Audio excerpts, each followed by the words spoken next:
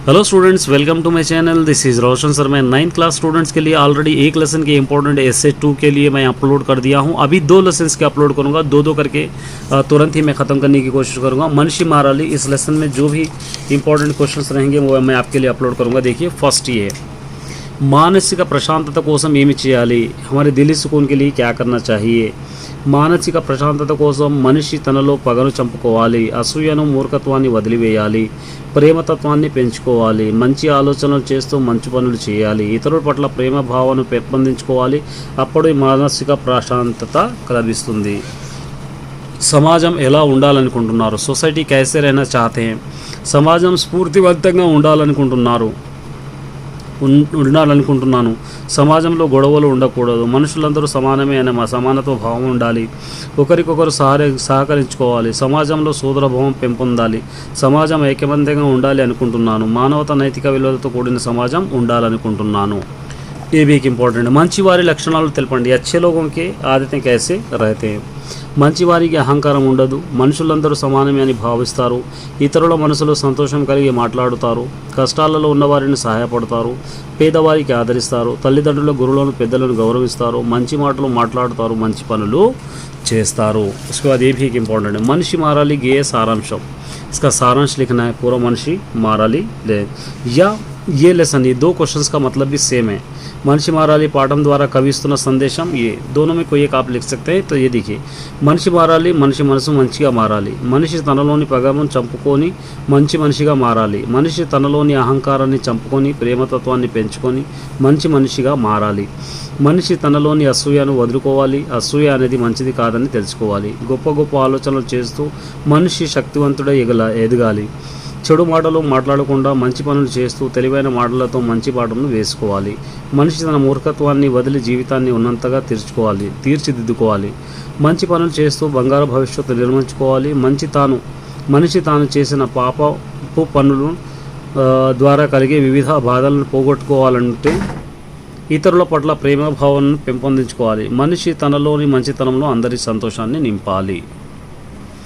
उसके बाद एक लेटर है, देखिए, कोपम मंचिदी कादू, गुस्सा अच्छी बात नहीं है। एक दोस्त को आपको लेटर लिखना है, यहाँ पे परिगी एड्रेस लिखे, यहाँ पे मित्रुడు చిన్న జగదీశ్వర్ को ఉభయ यहाँ पे కుశలోపరి, ఈ మధ్య నేను గుడికి వెళ్ళినప్పుడు నీవు ఎవరినో కుప్పడుతున్నట్టు అనిపించింది। కోపం అనేది మంచిది కాదు, అది మిత్రులను సైతం శత్రువులుగా చేస్తుంది, మనం అనుకున్న వాళ్ళందరినీ దూరం చేస్తుంది, కోపం ఉన్న వ్యక్తికి ఏమీ సాధించలేడు, కోపం అన్ని అనర్థాల మూలం, కోపం విచక్షణ జ్ఞానాన్ని కోల్పోతాము, దానివల్ల అనుకోని కష్టాలు ఎదురవుతాయి, కాబట్టి కోపాన్ని వదులుకోవాలని కోరుతున్నాను, నీవు కూడా నాకు మంచి విషయాలు తెలుపుతూ ఆశిస్తున్నాను। यहाँ पे एड्रेस, यहाँ पे दोस्त, इस तरह आप इसको लिख सकते हैं।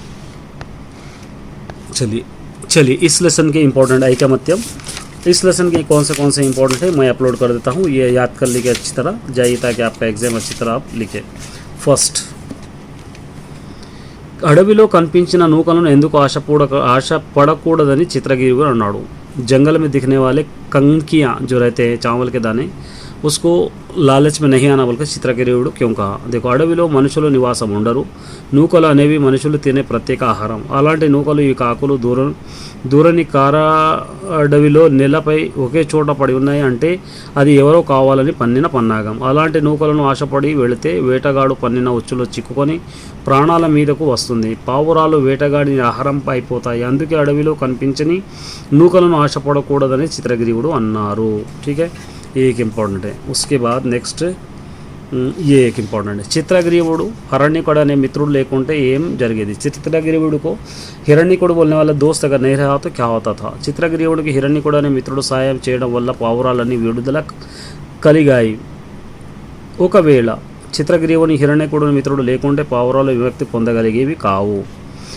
వలలు ఎన్ని రోజులు అవి మోసుకొని తిరగగలుగుతాయి, వలలు చిక్కుకున్న పావురాలు ఎవరి చేతికైనా చిక్కేవి, లేదా ఎక్కువ కాలం అలాగే ఉండలేవు, కనుక ఆహారం లేక దిగులుచుగా చనిపోయేవి, లేదా అన్నీ కలిసి వేరే ఉపాయం ఆలోచించి తప్పించుకోగలివి। ये भी इंपॉर्टेंट है कि ఐకమత్యం में महाबलम అంటే ఏమిటి।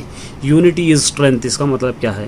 ఐకమత్యంగా ఉంటే ఎంతటి అసాధ్యాన్ని అయినా ససాధ్యం చేసుకోగలం అని తెలిసింది, కలిసిమెలిసి ఉంటే ఎలాంటి ప్రమాదాలనైనా ఎదుర్కోవచ్చని అర్థం, ఐకమత్యంగా ఉంటే ఏ పనైనా సులభంగా త్వరగా పూర్తి చేయగలం। ఐకమత్యంగా ఉంటే మనసు ఎవరు మనను ఎవరు ఏమీ చేయలేరు. लॉन्ग में एक इंपॉर्टेंट है कि చిత్రగ్రీవుడు మంచి నాయకుడు. చిత్రగ్రీవుడు एक अच्छा लीडर था. మిత్రులను పౌరాలను ఆపద నుండి ఎట్లా రక్షించగాడో రాయండి అని. अपने दोस्तों को किस तरह मुसीबत से बचाया उसके बारे में लिखना है. तो यहाँ पे देखिए చిత్రగ్రీవుడు మంచి నాయకుడు. పావురాలు తన మాటలు వినుకున్నా వాటిని మేలు చేయాలనుకున్నాడు. తన మాట వినకుండా వెళ్ళిన పావురాలు వేటగాని పన్నిన వలలో చిక్కుకున్నాయి. చిత్రగ్రీవుడు కూడా వారితో పాటు వలను చిక్కుకున్నాడు. ఆపదలో చిక్కుకున్న పావురాలకు చిత్రగ్రీవుడు ధైర్యం చెప్పాడు. ఐకమత్యమే మహాబలమని పావురాలన్నిటినీ ఆత్మవిశ్వాసం నింపాడు. మంచి ఉపాయాన్ని ఆలోచించి పావురాలను చెప్పాడు. మనం అందరం ఒక్కసారిగా గుప్పించి ఎగిరితే వలను అవలీలగా లేపుకుపోవచ్చు అన్నాడు. పావురాలు చిత్రగ్రీవుడు చెప్పినట్లే ఐకమత్యంగా ఒకసారి వలతో పాటు ఆకాశంలో ఎగిరిపోయాయి. అలా వలతో ఎగిరిన పావురాలను తన మిత్రుడైన హిరణ్యకుడిని ఎలుకను దగ్గరకు తీసుకువెళ్ళాడు. ఇలా చిత్రగ్రీవుడు మంచి నాయకుడు మిత్రుడిగా ఎలుక సాయంతో పావురాలను విడిపించగలిగాడు. ये भी एक इम्पोर्टेंट है. ठीक है. उसके बाद नेक्स्ट देखिए यहाँ पे और कुछ इम्पोर्टेंट है देखेंगे यहाँ पे. चलिए इतने तो याद कर लीजिए. All the best.